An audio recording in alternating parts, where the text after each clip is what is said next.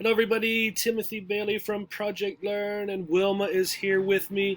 Today we're going to start something a little bit new, another series to add to our daily video collection. Students often, in my experience, when they're studying vocabulary, will study an enormous list of vocabulary words. They'll have huge books of vocabulary words, and they'll try to study and remember all of those words. And that's sometimes helpful if you're trying to just increase your general understanding of a quantity of words, a large quantity. But sometimes it's helpful to look at the very small number of words, at a single word, at the nuances of the single word. And that's what we're going to do today. We're going to look at the word rule. I heard this word the other day with a sort of a variant meaning, and I thought we might look at that today. So R-U-L-E, that is the word we're going to look at in detail today. Here are the phonetic symbols for how this word sounds. Remember, anytime you see this, these are the symbols, even though they look like the letters. So u, ul, rule, rule. This is how the word sounds. And it sounds the same as some other words, such as tool, tool, cool, cool, and school, school. So this middle vowel sound sounds exactly the same.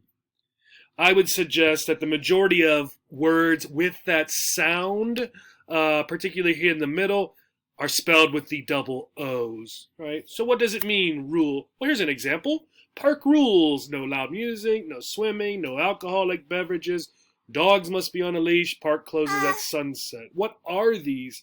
Well, this here is a statement, right? A posting, a text, a statement, right? Some sort of document or thing that is expressed that tells you what you should and should not do.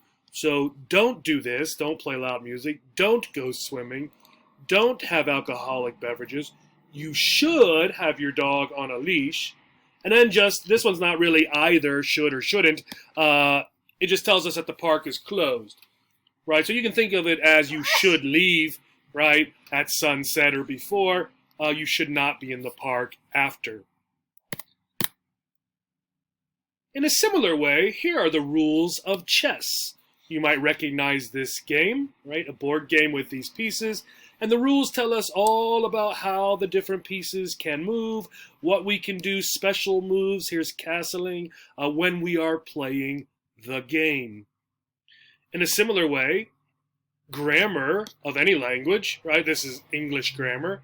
These are the basic rules of grammar, right?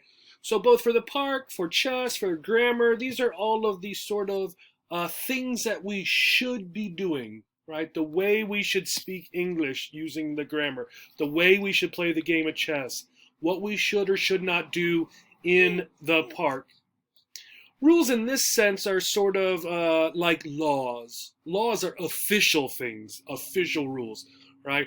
You cannot do this, or you will pay a fine, or you will go to jail, right? These are sort of less than that, but they are like laws for each given thing. So the park laws, the grammar laws, right? You can think of them in that way. Another idea for rule is a suggestion or a bit of advice about how to do something. Here you can see we are at a barbecue restaurant, and if you do not know, this is Korean writing. So imagine we are on vacation in Korea. The first rule of finding good food when on vacation is to eat where the locals eat. So this idea of rule, I'm giving you a suggestion. If you go to Korea or if you go anywhere on vacation, you should look for good food where the locals, the people who live there, go to eat, right? That is my advice, my suggestion, right? And we often use the word rule for that, right? The first rule of finding good food, the first rule of driving is, the first rule of learning to play baseball is, right? So these are, even if you want to understand them, laws are very official. You must or must not do this. Rules are the same, although for some things like games such as chess or whatever, they're a little bit less than that. And then these bits of advice are even more or less official, right? Another person might disagree with what I am saying. Here it looks like a father and a couple kids. Looks like they are perhaps baking, making a cake, or perhaps pancakes or something. As a rule, children in the US learn to cook at an early age. This idea of rule is talking about the way something usually is. And I put the whole thing in blue because you'll often see it as a rule, as a general rule. Right? This tells you that the person, whatever they say after, they are talking about something that typically happens in the situation that they are talking about, right? As a rule, children in the United States go to school Monday through Friday, 7:30 to 3, right? So I'm giving you the idea that that time frame is the general way things happen, right? Keep in mind that this does not express certainty. Always this happens. Just in general, this happens. So then when children get older and become adults, we might say adults who do not know how to cook, at least a little bit, are the exception rather than the rule. Now this can be confusing for students learning English. We're talking about sort of two things, the exception instead of, rather than, the rule. Well, what does it mean, right? Well, adults who do not know how to cook, right? People who are adults who do not know how to cook, right? They, this group here, are the exception, right? Means they are the smaller number, the least true, instead of being the rule, right? So for other cultures, it could be that more adults do not know how to cook, right, than do, right? So in the United States or wherever I'm talking about here, I'm saying that most adults know how to cook at least a little bit. So that is the rule. Both of these, right? Talking about the way something usually, typically is. When we think of rule, often students think of something like this. Could be that their country, the country that they come from, or the country that you come from, right? You have people like this, kings and queens and princes and princesses. The rule of King Haakon of Norway was fair. And I'm probably saying his name incorrectly, so I apologize. We might also say King Haakon of Norway ruled fairly, right?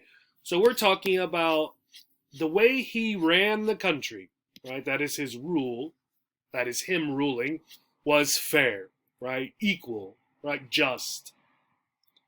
Here then we are getting into the noun and the verb. Previously we were looking at the nouns for rule. We do have the noun here first. So the control or power a person or group has over a country or area, right? The rule. The verb then, quite simply, and usually it's this easy to go from a noun to a verb, to have control or power over a country or area, right? This is the power or control. This is to enact, to do that power or to have that power, right? A good example of going from a noun to a verb. Good. So then the people here, both the king and the queen, we could call rulers, right? There are two of them, right? And again, another easy transition from the noun to the verb, back to the noun for the person who has control or power over a country or area, right? That is the ruler. Now, for those of you that are used to something in math class you might use, this is also referred to as a ruler, a thing to measure distance. Another definition, another idea, a nuance of rule, excuse me, to have a great effect on someone or something. Here are some children. You can tell this is an older photo. The children are hiding under their desks, right? Why are they hiding under their desks? Well, this is in the 1950s. They're hiding because of this, the atomic bomb, right? More specifically, they're hiding because of the fear of the atomic bomb. So in the 1950s, the fear of the atomic bomb ruled the lives of school children and families. Here is the verb. What does that mean? We'll go back to the definition. To have great effect on someone or something.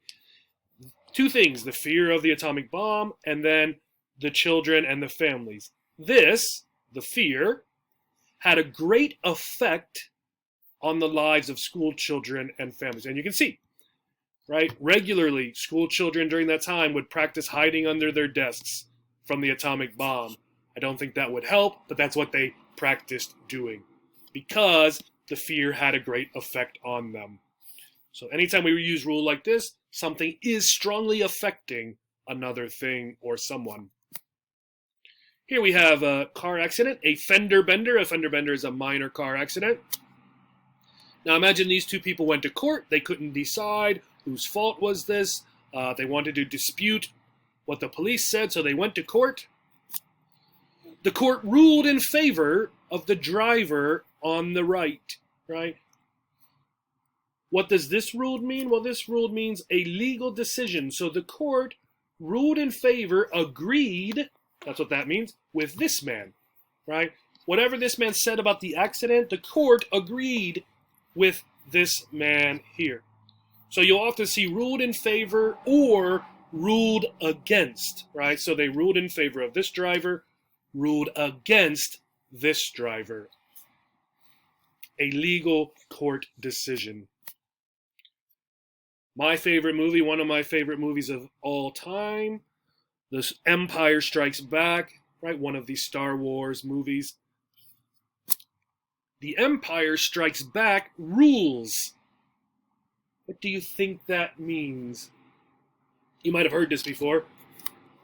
But simply it means that The Empire Strikes Back is great, is awesome. Sometimes it could mean it is also very popular, right? Rules in this way means, and again, you can go back similar to the people who have rule, who have power or control, right? Or strongly affect something. The Empire Strikes Back is such a good movie.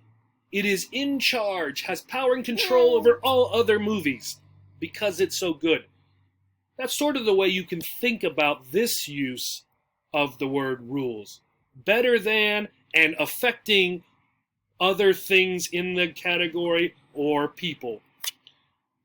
Now we have some phrases and idioms. Rule out, rule the roost, rule with an iron fist, and rule, that should say rule of thumb, not rule or thumb. OF, rule of thumb.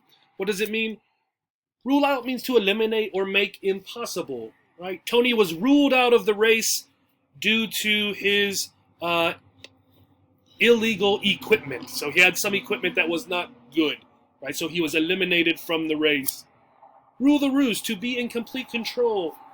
When you have a baby, such as Wilma, they rule the roost. The baby is in charge, right? Wilma is in charge.